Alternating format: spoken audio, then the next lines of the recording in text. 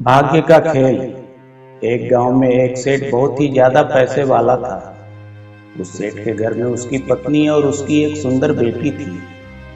तभी उस सेठ ने अपनी इकलौती बेटी का रिश्ता दूसरे गांव में एक बहुत ही ज्यादा अमीर घर में करवा दिया। लेकिन शायद उसकी बेटी के भाग्य में सुख बिल्कुल भी नहीं था, क्योंकि उसका पति जुआरी और शराबी था और कुछ ही साल बाद वह बिल्कुल ही गरीब हो गए।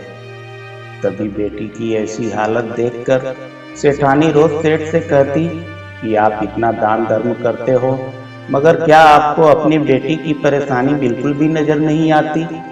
उसकी मदद क्यों नहीं करते हो? तो सेठ ने मुस्कुराते हुए कहा कि भाग्यवान जब अपनी बेटी का भाग्य जागेगा तो खुद ब खुद सब ठीक हो जाएगा, और हम कब तक उनकी सहायता करेंगे? एक न एक दिन तो उनको संभलना ही होगा, और कोई कितनी भी उनकी मदद कर दे, उनके भाग्य में सुख नहीं लिखा होगा तो वो कभी सुखी नहीं रह पाएंगे। तभी एक दिन इस सेठ के घर उसकी बेटी और दामाद उनसे मिलने आते हैं।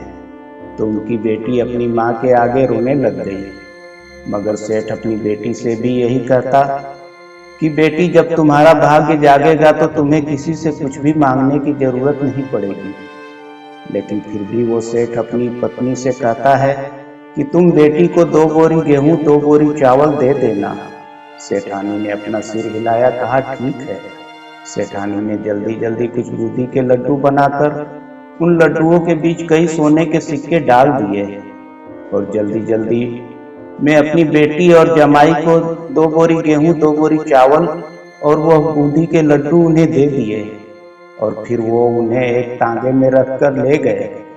तो उस लड़की के पति ने सोचा कि इस तांगे वाले को किराया ना देकर सास के दिए हुए बूंदी के लड्डू दे देंगे और अपना किराया भी बच जाएगा।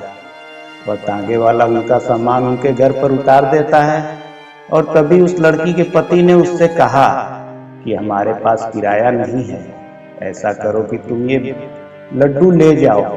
तो उस तांगे वाले ने उसकी मजबूरी देखकर वह लड्डू ले लिए। लेकिन फिर उस तांगे वाले ने सोचा कि मैं इन लड्डुओं को अपने जानने वाले हलवाई को बेचकर पैसे ले लेता हूँ। तो उसने अपने गांव में एक हलवाई को वो लड्डू बेच दिए और उसके बदले कुछ पैसे ले लिए। तो उसी वक्त वो अमीर सेठ भी वहीं से गुजर रहा था। तभी उसने सोचा कि घर में बनाए लड्डू तो खत्म हो गए होंगे, क्यों न मैं कुछ लड्डू घर के लिए खरीद लूं। तो हलवाई ने उस सेठ को वही लड्डू दे दिए जिन लड्डुओं को तांगे वाला बेचकर गया था।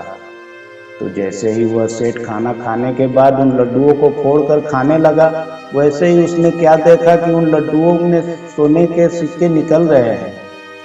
जैसे ही सेठ की पत्नी ने देखा तो उसकी आंखों में आंसू आ गए। तो सेठ ने सेठानी से पूछा कि क्या हुआ, तुम्हारी आंखों में आंसू? तब सेठानी बोली कि तुमने सही कहा था, अपनी बेटी का तो नसीब ही खराब है। मैंने तुमसे छुपाकर इन लड्डुओं में कुछ सोने के सिक्के डाले थे, लेकिन ये लड्डू तो आपके हाथों में है।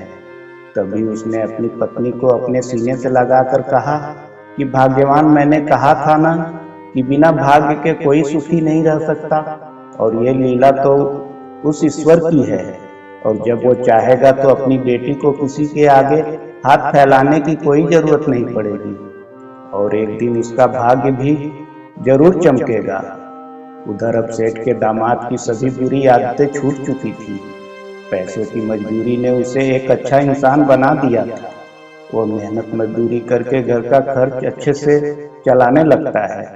घर की थोड़ी परेशानी अब कम हो चुकी थी।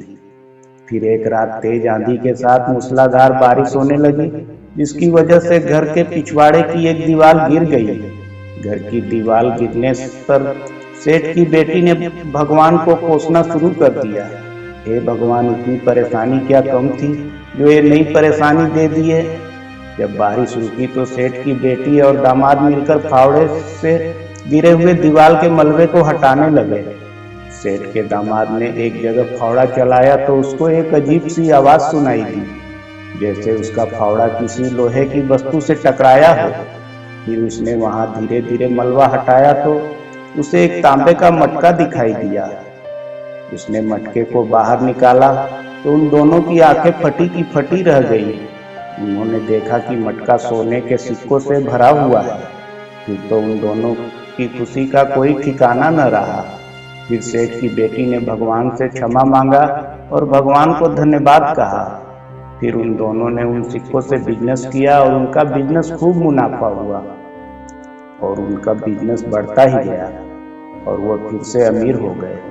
जब यह बात सेठ और सेठानी को पता चला तो वो बहुत प्रसन्न हुए। फिर सेठ ने सेठानी से कहा, मैंने कहा था ना भाग्यवान कि अपनी बेटी का भाग्य जरूर चमकेगा और उनको तब किसी से मांगने की जरूरत नहीं पड़ेगी। दोस्तों, वाकई में बिना भाग्य के जीवन में कुछ भी नहीं। लेकिन दोस्तों, आप हमेशा अच्छे कर्म या अच्छे काम करते रहेंगे तो एक न एक दिन आपका भाग्य जरूर चमकेगा।